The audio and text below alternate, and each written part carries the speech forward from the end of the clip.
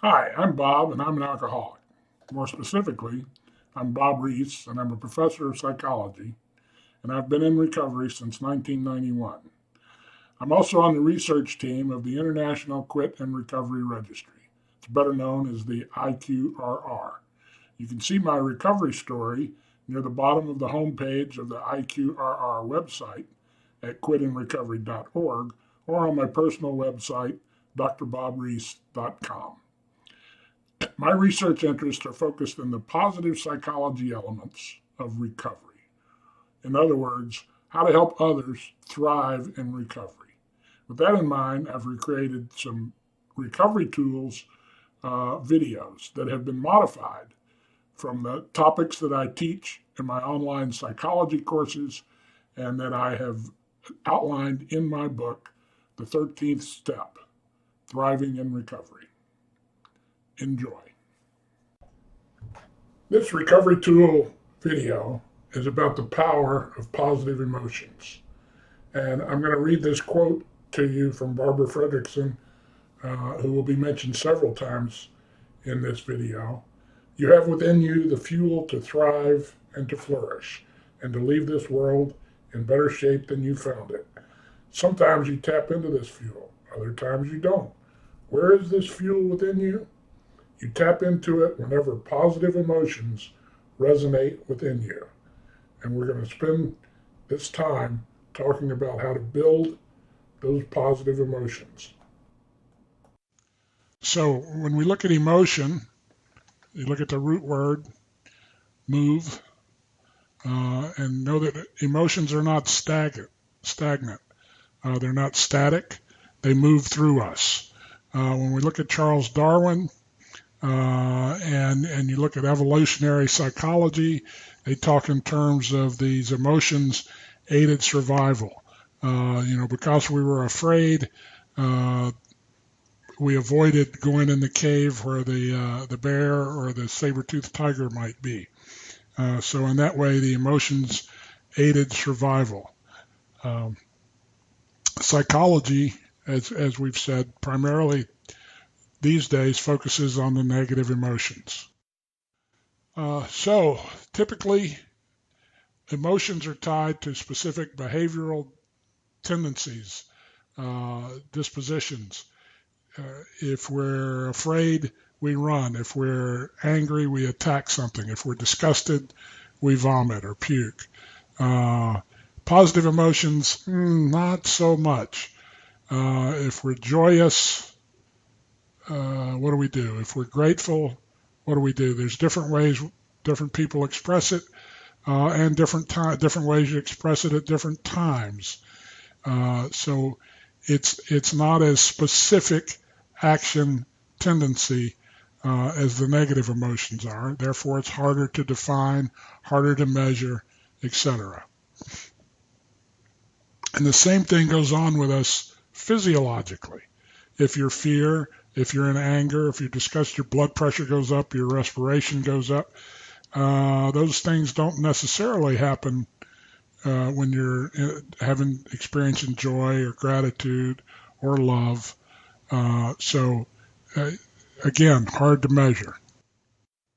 Uh, so when we have that feeling component with fear, disgust, repulsion, ew, oh my, you want to get away from that.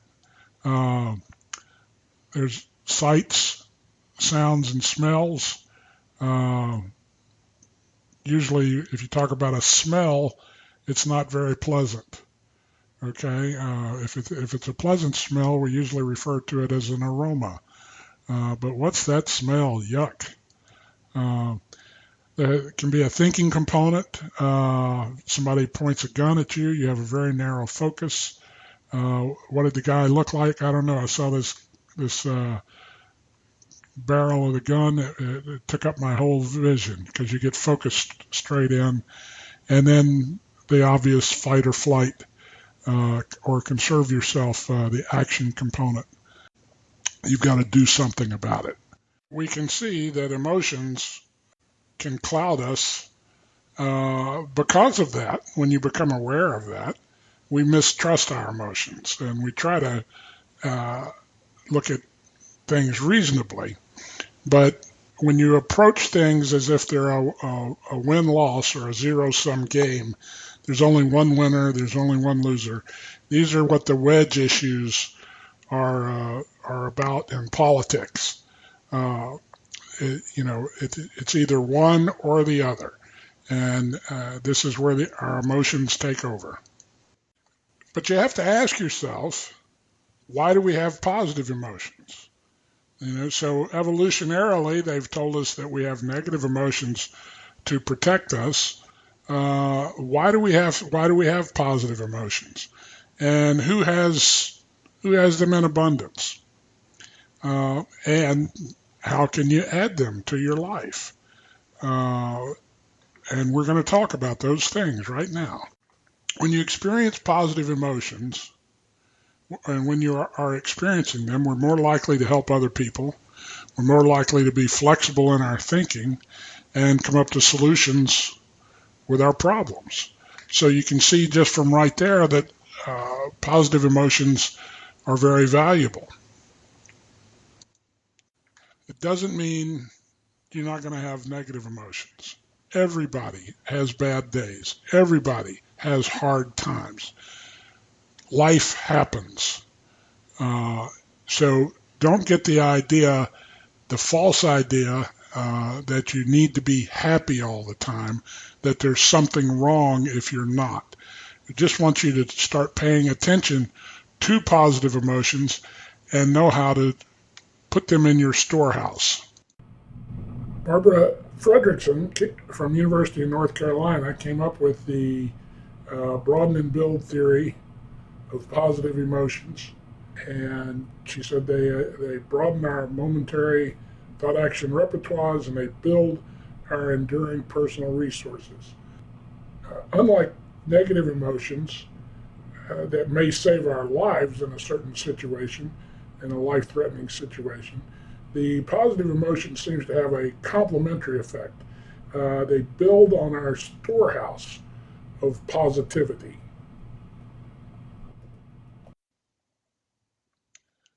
So Fredrickson talks about the discrete positive emotions like joy, contentment, love. Those positive emotions broaden our thought action repertoires and build enduring personal resources. Now, both of these areas are very important if you think about it. They broaden our behaviors so that we use them more often, and they build our personal resources, our physical, intellectual, psychological, and social resources. Negative emotions have a tendency to narrow thinking, narrow attention, and focus on the negative.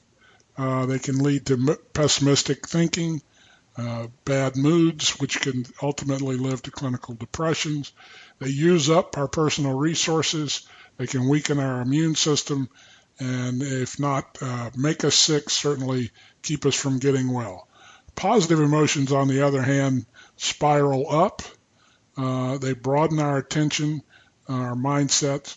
They enhance our emotional well-being. They build our personal reserves. And those reserves become more durable. Now, one of the key parts of the broaden and build theory is the undo hypothesis. And I think this is even more important than some of the just the broadening effects. But if you have a buildup of positive emotions, a storehouse of positive emotions, they can undo the effect of negative emotions. So it's like hitting the undo button on your computer when you've made a mistake.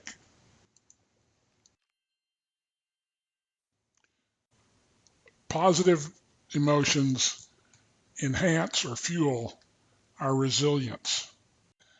They enhance our positive affect, our ability to cope, and resilient people use that undo effect all the time. And this is what gives people grit.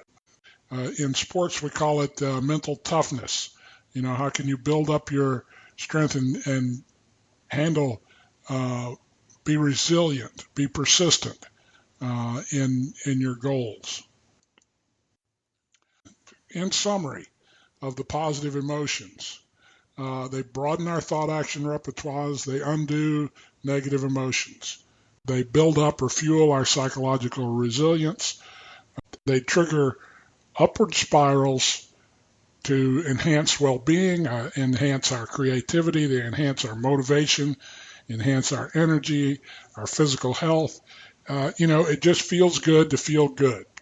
They help transform people for the better, and they're building blocks for optimal functioning, to be a fully functioning human. And they shorten the duration of the negative emotions. They can short circuit them so that they don't lead us into disease. Probably the easiest emotion to access, the easiest positive emotion to access is gratitude. It is my favorite, it's my go-to positive emotion. I will stop often during the day and think about something I'm grateful for. Looking out of the window of my office and the beautiful cloud formation, and just be grateful that I'm here and that I have this opportunity to help teach you about it. So gratitude is something that I use quite a bit. Expressing gratitude comes in two flavors, so to speak. Gratitude for yourself and the position you're in, and gratitude for others. And like most things in recovery, they're simple, but not necessarily easy. So one of the simplest ways to express gratitude is by savoring. And that's being in the moment, taking a moment and really appreciating what you're doing, where you are, who you're with, or whatever. It's always it's stopping to smell the roses. Or like I do in the morning with my cup of coffee, enjoy the aroma, enjoy the taste of the coffee, actually taste it as it goes down.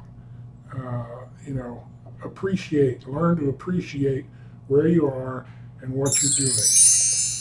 The book called The Way of the Peaceful Warrior by Dan Millman has a great example of how to eat and savor your meal.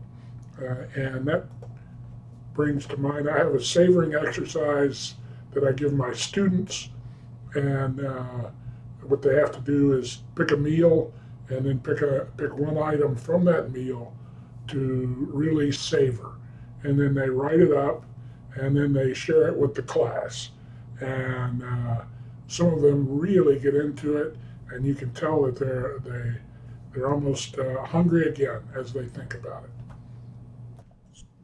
There are two more ways that you can work on gratitude, building gratitude for yourself. Both of these interventions have been shown scientifically to improve people's happiness and their satisfaction with life. Okay, the first one is 3 blessings, and that's every day for a week. You record 3 good things that happened during that day. Before you go to bed, sit down and write 3 good things that happened. And it could be, as simple as I didn't drink today, or, I made it to work on time. But then the extra added bit comes from, why did they happen to you? Why was it positive? And that gets you thinking about what's positive and how you can make or cause positive things to happen. Now, a similar one is keeping a gratitude journal, and that recommends that you, once a week, for 6 weeks, at the end of the week, write down things that happen that you're thankful for. So my recommendation is to start out with the 3 blessings, get used to writing that for a week, and then move to once a week. And then just keep that up as long as you can or you want to. And there's gratitude for others, okay? And that simply involves saying thank you. When people receive gratitude, when they get thanked for something, it gives them a boost to their well-being. Obviously, you can do it by letter, phone, text, in person. I like to, when I'm walking around the school, if I see one of the custodians mopping the floor or emptying the trash can, I stop and I look at them and I say, I want to thank you so much for what you do to keep this place clean. And they just beam. You just make them feel good all over. And it's very genuine. So thank people for what they do. Even though you may say, well, they know I appreciate it, thank them anyway. Now, one of the assignments I give my students is a gratitude letter. And the directions or the instructions are to write a letter to somebody that you haven't sufficiently thanked for all that they've done for you. And it doesn't have to be a long letter, but just genuinely appreciative. Could be your spouse, could be a parent, a sibling, a coach, a teacher. And so you write the letter, and then now the key is that you hand deliver it and you read it to the person. And I have to tell you, make sure you take along a box of tissues because quite often tears are shed. Now, if you can't physically deliver it to them, Skype them or so that you can see them, or if the person is deceased, just go to the cemetery or to the crematorium or wherever and read the letter out loud to them. It's a very, very powerful exercise, and quite often at the end of the term, when students are given their evaluations, that's one of the things that they always talk about, how powerful that gratitude letter is. So how do you get rid of some of those negative emotions if they may be bringing you down? Well, use your visualization and visualization skills that we've talked about.